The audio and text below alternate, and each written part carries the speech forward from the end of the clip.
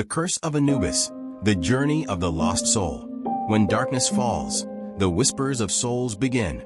Can you hear them? By the time he realized his soul had left his body, it was already too late. He couldn't even remember his name. When he opened his eyes, he was floating in an endless void. The ground beneath his feet didn't even feel real. He looked around. In front of him stood a massive stone gate, etched with ancient Egyptian hieroglyphs.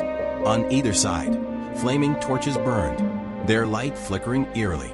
A cold wind brushed against the back of his neck. Something was watching him.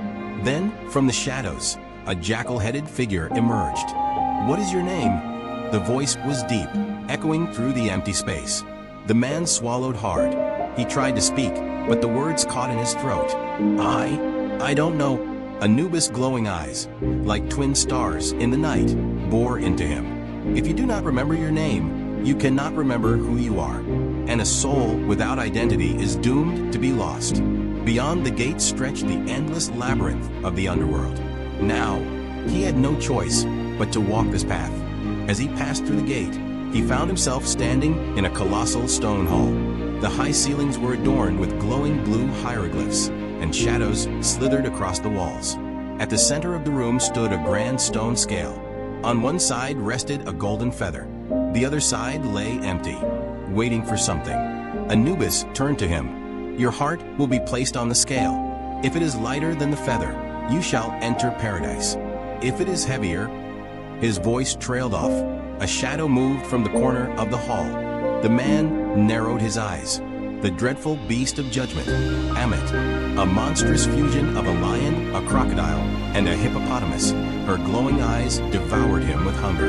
Bones dangled from her bloodstained jaws, a gruesome reminder of how many souls she had consumed. The man stepped back, but there was nowhere to run. Anubis raised his hand. "Now the judgment shall be made." The man's heart was torn from his chest and placed onto the scale. And in that moment, it began to sink. Suddenly, memories flooded his mind like an unrelenting storm. He had been a thief. He had betrayed a promise. He had loved a woman, but sacrificed her for his own survival. His eyes widened. He lifted his trembling hands, whispering, "No, this isn't me." But the scale did not lie. Anubis lowered his head. "Your heart is heavy. You must face your punishment." The man looked around frantically. "Please, one more chance. Just one more."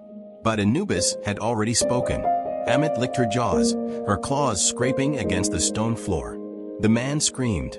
And then, his soul was being pulled into the void. He reached out, but there was no one to save him.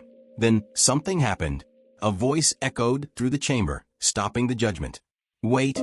Anubis turned his head. A shadow entered the chamber. The man's soul froze in place. It was Osiris. Osiris narrowed his gaze. "This man's fate is not yet sealed." Anubis hesitated. Then he nodded. "Then he shall be given one final trial." The man gasped for breath. He had escaped Emit's jaws, but his journey was far from over. And so, his second chance began. But, remember, in the realm of the dead, lies cannot be told. Your sins will never abandon you, and you cannot escape Anubis' judgment. One day, you too will stand before the scales. And when that moment comes, will your heart be lighter than the feather?